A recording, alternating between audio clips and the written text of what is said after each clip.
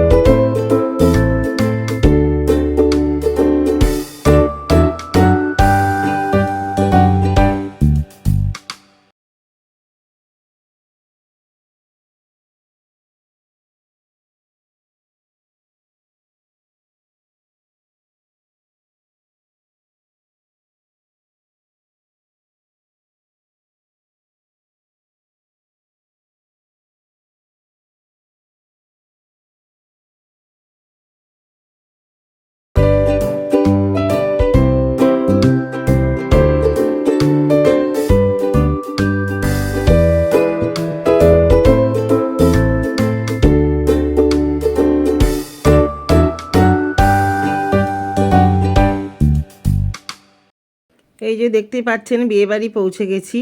এবারে নতুন বরবউর সঙ্গে দেখা করে গিফট টিফট দিয়ে কিছু ফটো ফটো তো তুলে আমরা ভাবলাম যে একটু চা কফি খেয়ে আসি।